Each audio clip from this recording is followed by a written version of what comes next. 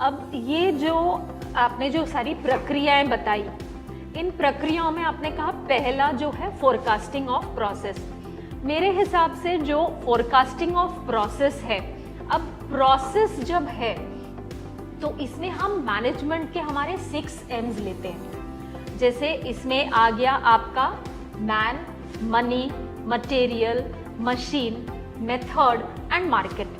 ये सारे जो इन चीज़ों से रिलेटेड जो प्रोसेसेस हैं, इसका हम पूर्वानुमान लगाते हैं। जैसे अगर हम एक एग्जाम्पल के तौर पे लें तो एक अगर व्यवसाय है, बिजनेस है टिफिन सर्विस का, तो अगर उस टिफिन सर्विस में अगर हम पहले से इन 6 M's का पूर्वानुमान लगा लें, फोरकास्टिंग कर लें, तो ज़्यादा अच्छे से हम कर सकेंगे। अब जब हम टिफिन सर्विस चलाने वाले हैं तो उसमें हमें लोगों की ज़रूरत पड़ेगी, मतलब मैन, पहला M आया हमारा। अब कितने लोगों की ज़रूरत पड़ने वाली है, हम उनको किन किन जगहों पर उनकी ज़रूरत पड़ने वाली है, इसका हम पहले से पूर्वानुमान लगा लें, ताकि हम उतने ही लोग लें जितनों की ज़रूरत है, हम उतने ही लोगों के साथ काम करें, तो ज़्यादा अच्छे से बिजनेस किया जा सकेगा। दूसरा M होता है, अब लोगों को तो हमने कंसिडर कर लिया, दूसरा M आया मनी। मनी के बगैर तो कुछ होगा नहीं।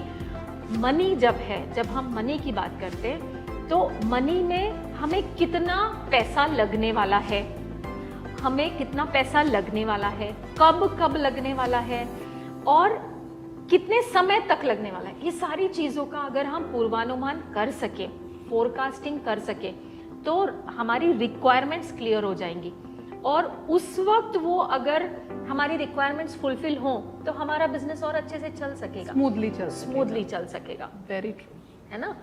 इसके बाद जब हमारे पास लोग भी आ गए, पैसा भी हो गया, लेकिन काम करने के लिए चाहिए है मशीन। तो नेक्स्ट आता है मशीन। मशीन अब जैसे हमारा हम बात कर रहे हैं कि हमारा टिफिन सर्विस है, अब टिफिन सर्विसेज चलाने के लिए हमें मशीन लगने वाली है, तो मशीन कौन कौन सी लग सकती है?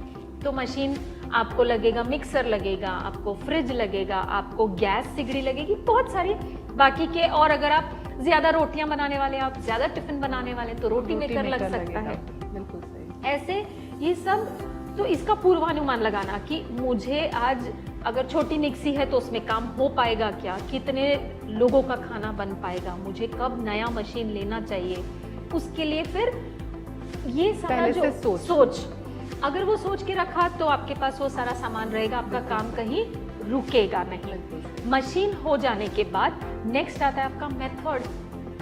अब मेथड भी बहुत ज़रूरी है, क्योंकि एक ही चीज़ आप बहुत अलग अलग तरीके से कर सकते हो।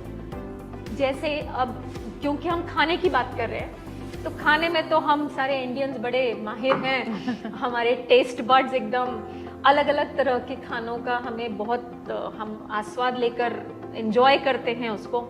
इसके बाद में आपका आता है मार्केट। मार्केट बहुत ज़रूरी है, क्योंकि आपके कस्टमर्स हैं अलग अलग तरह के, तो आप कौन से कस्टमर्स तक पहुंचना चाह रहे हैं। अब जैसे जो हम टिफ़िन सर्विस देख रहे हैं, हमें ये देखना पड़ेगा कि हम ये टिफ़िन सर्विस किन लोगों को प्रोवाइड करें, हमारे कस्टमर्स कौन हैं, क्या वो बच्चे हैं, क्या वो कॉलेज गोइंग है, ऑफिस गोइंग है, या बुजुर्ग हैं। हर तरह के लोगों के लिए जो आप प्रोडक्ट देने वाले हो, मतलब कि खाना, वो अलग रहेगा। बच्चों का हो तो मिर्च कम, ऑफिस वालों का रहा तो वैरायटी कुछ अलग रहेगी।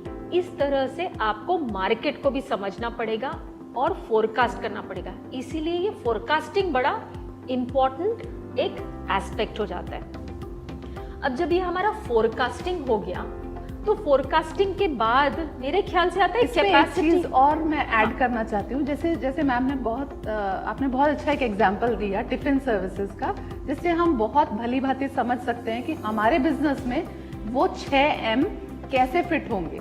तो जब भी हम कोई व्यवसाय की आइडिया लेके आते हैं, समझते हैं और अपने बिजनेस को प्लान करते हैं, तो वो बिजनेस ऑपरेशन में ये 6M में हम अपने बिजनेस को कैसे सेट करेंगे, तो उसी पर्सपेक्टिव से हमको देखना चाहिए।